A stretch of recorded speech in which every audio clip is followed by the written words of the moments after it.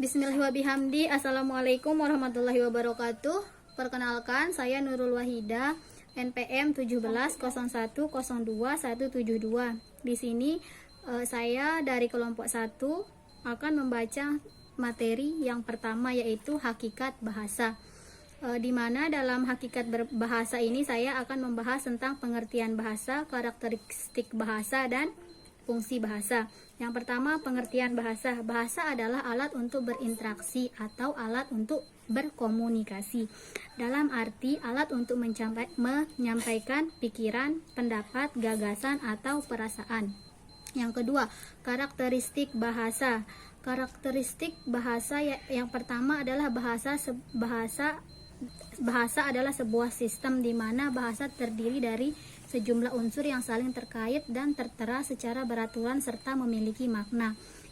Karakteristik yang kedua yaitu bahasa merupakan sistem lambang yang arbiter dan konvensional. Maksudnya di sini bahasa merupakan sistem simbol baik berupa bunyi dan atau tulisan yang dipergunakan dan disepakati oleh sekelompok orang. Karakteristik yang ketiga yaitu bahasa bersifat produktif. Maksudnya di sini kita dapat membentuk ribuan kata, kalimat atau wancana dari segala variasinya sesuai dengan kebutuhan masyarakat. Oleh karena itu, bahasa dikatakan sebagai bahasa bersifat produktif. Yang keempat, bahasa memiliki fungsi dan variasi. Di sini maksudnya adalah bahasa tercipta karena kebutuhan manusia dan sebagai upaya untuk mempertahankan kelangsungan dan eksistensi hidup manusia. Yang terakhir, fungsi bahasa.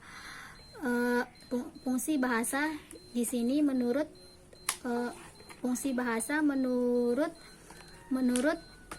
Topskin dan Hawkinson berkaitan dengan fungsi bahasa, yaitu fungsi personal. Fungsi personal maksudnya di sini penggunaan bahasa untuk mengungkapkan pendapat, pikiran, sikap, atau perasaan pemakainya. Yang kedua, fungsi regulator, yaitu penggunaan bahasa untuk mempengaruhi sikap atau pikiran atau pendapat orang lain seperti bujukan, rayuan, permohonan, dan perintah. Yang ketiga, fungsi intraksional, yaitu penggunaan bahasa untuk menjalin kontak dan menjaga hubungan sosial seperti sapaan, basa-basi, simpati, atau penghiburan. Yang keempat,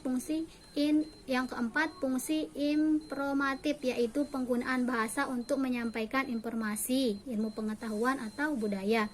Yang kelima, fungsi heuristik, yaitu penggunaan bahasa untuk belajar atau memperoleh informasi seperti pertanyaan atau permintaan, penjelasan suatu hal.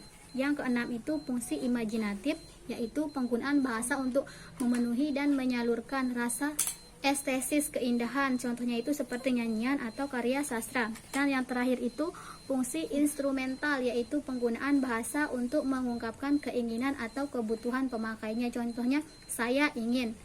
Sekian, assalamualaikum warahmatullahi wabarakatuh. Bismillahirrahmanirrahim. Assalamualaikum warahmatullahi wabarakatuh. Perkenalkan, nama saya Dini Puji Astuti, NPM 1701021149. Nah, di sini saya akan membahas tentang seni berbahasa, di mana seni berbahasa di sini merupakan suatu istilah dalam mengembangkan pembelajaran bahasa atau biasa disebut dengan keterampilan berbahasa. Nah, seni berbahasa ini memiliki 4 aspek, yaitu yang pertama listening atau menyimak, di mana biasanya ketika orang melakukan kegiatan menyimak selalu diidentikan atau disamakan dengan kegiatan mendengar. Namun nyatanya kedua kegiatan tersebut memiliki perbedaan, di mana perbedaannya itu menyimak memang merupakan proses atau sistem pendengaran, akan tetapi menyimak itu harus mendengarkan dengan seksama sehingga kita bisa mendapatkan makna dari informasi atau pesan yang disampaikan oleh pemberi pesan dengan tepat dan akurat. Nah, yang kedua yaitu talking atau berbicara, di mana berbicara merupakan suatu keterampilan berbahasa dengan menggunakan lisan untuk menyampaikan suatu pesan kepada pendengar. Nah, yang ketiga yaitu reading atau membaca, Membaca merupakan suatu keterampilan berbahasa yang dilakukan dengan melihat suatu tulisan kata-kata atau kalimat untuk bertujuan mengembangkan referensi dari ilmu yang diketahui sebelumnya. Dan yang keempat atau terakhir yaitu writing atau menulis, di mana menulis di sini merupakan suatu kegiatan keterampilan berbahasa yang dilakukan dengan memanfaatkan tangan untuk bekerja dan dapat juga digunakan dalam media buku. Sekian dari saya. Assalamualaikum warahmatullahi wabarakatuh. Saya Mirpat Fauzi, NPM 1701166. Baiklah, di sini saya akan menyampaikan tentang teknik pembelajaran bahasa anak.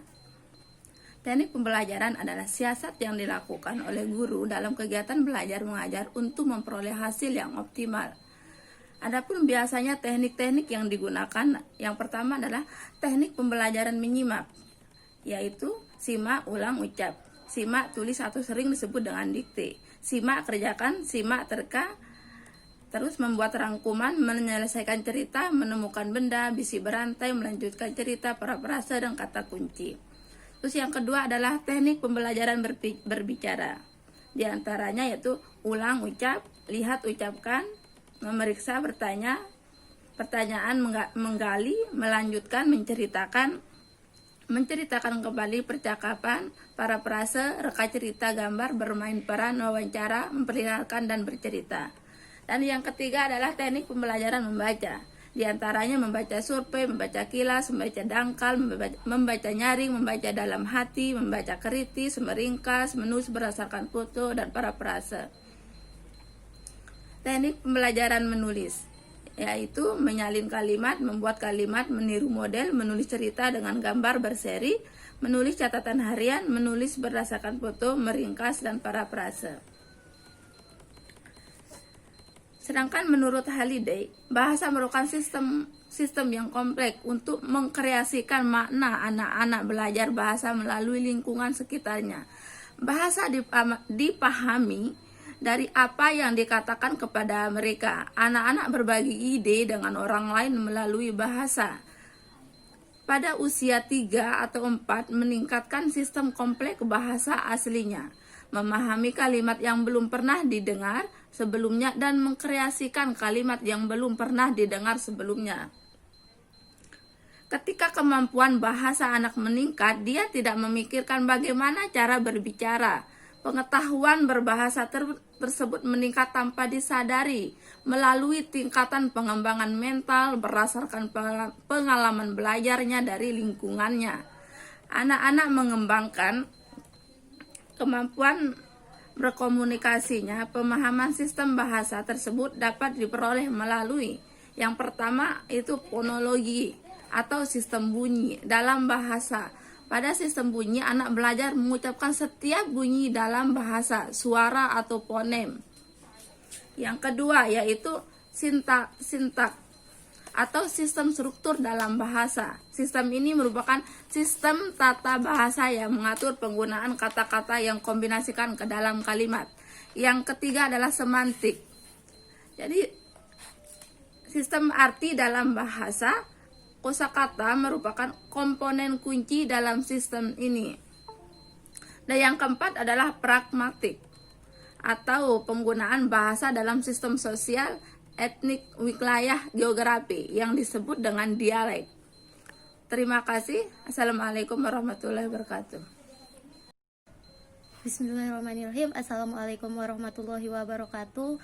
Nama saya Alma Johana, NPM 170102, kelompok 1. Di sini akan membahas tentang implikasi pembelajaran seni berbahasa, di mana implikasi pembelajaran seni berbahasa ada 7.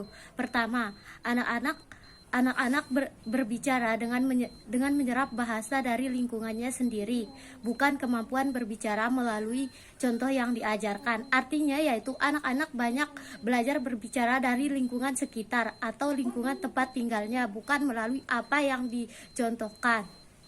Kedua yaitu anak-anak menggunakan 4 sistem berbahasa secara bersamaan, yaitu mendengarkan, berbicara, membaca, dan menulis. Artinya yaitu keempat sistem tersebut saling berhubungan satu dengan yang lainnya.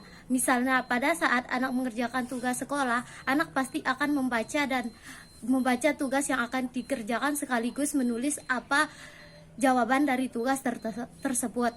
Nah, pada saat guru berbicara menjelaskan tentang materi, anak-anak pasti akan mendengarkan dan berbicara setelah guru selesai menjelaskan materi tentang apa yang belum dipahaminya. Yang ketiga yaitu anak-anak mengkonstruksi pengetahuan mereka sebagaimana yang mereka buat dan menguji hipotesis dengan meningkatkan kemampuan berbicara mereka. Artinya yaitu anak-anak mencapai pengetahuan mereka sendiri sesuai dengan apa yang mereka pahami dan peroleh, dan menguji pengetahuan mereka tersebut melalui kemampuan berbicara mereka. Keempat, anak-anak belajar dan menggunakan bahasa yang meaningful sesuai fungsi dan tujuan komunikasi. Maksudnya di sini yaitu anak-anak belajar menggunakan bahasa yang mempunyai makna, yang mudah dan bisa dipahami saat melakukan komunikasi dengan orang lain. Yang kelima yaitu anak-anak belajar menggunakan 7 fungsi bahasa melalui berbicara dan menulis. Artinya, anak-anak belajar menggunakan 7 fungsi dari bahasa melalui berbicara dan menulis. Keenam yaitu orang dewasa menyiapkan model untuk mendukung proses pembelajaran anak. Artinya anak membutuhkan sebuah model pada saat proses pembelajaran supaya anak dapat mudah memahami apa yang disampaikan. Ketujuh yaitu orang tua dan yang lainnya memberikan harapan kepada anak-anak bahwa mereka akan sukses dalam belajar berbicara. Maksudnya di sini yaitu kedua orang tua, keluarga, guru, sahabat, teman, dan yang lainnya memberikan harapan dan dukungan bahwa mereka akan sukses dalam belajar berbicara dan di masa depan. Mungkin sekian dari kelompok kami yang dapat kami sampaikan. Assalamualaikum warahmatullahi wabarakatuh.